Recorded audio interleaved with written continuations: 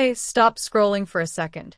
A 3-year-old girl, a cup of tea, and a billionaire who hadn't cried in 6 years until she handed him that cup with both tiny hands and said 4 words that broke him wide open.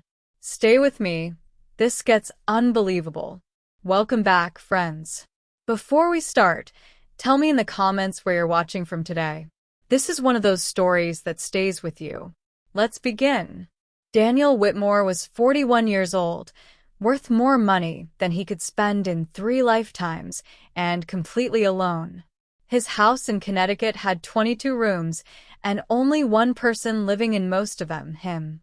6 years earlier, his wife Claire died in a car accident while he was in a business meeting 3,000 miles away. He never forgave himself. After that, Daniel stopped smiling, stopped celebrating birthdays, and built walls so high that even his own staff avoided speaking to him unless necessary. Then Maria Alvarez came to work as his new housekeeper. She was a single mother from Mexico, raising her 3-year-old daughter, Sophia, alone. The agency warned her, Mr. Whitmore doesn't like noise, doesn't like children, doesn't like anything that reminds him of the life he lost. Maria promised to keep Sophia out of sight. For 2 weeks, it worked.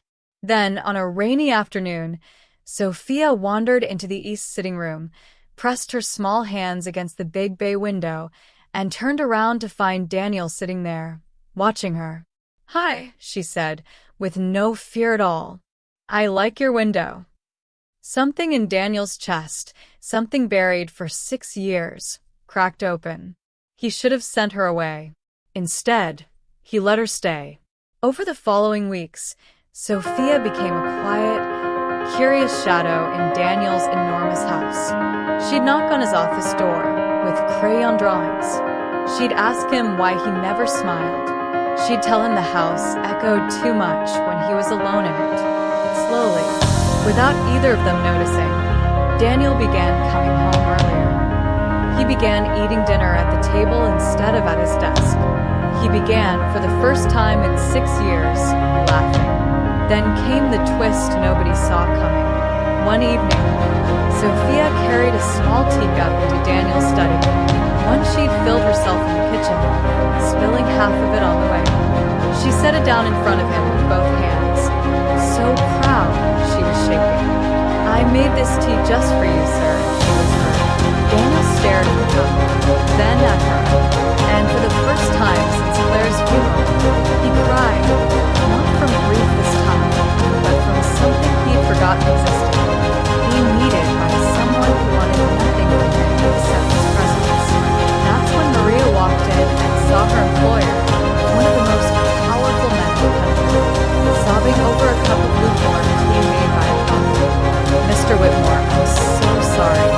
She shouldn't have." "Maria," Daniel said, wiping his face, his voice breaking. "In 6 years, no one in this house has made me anything.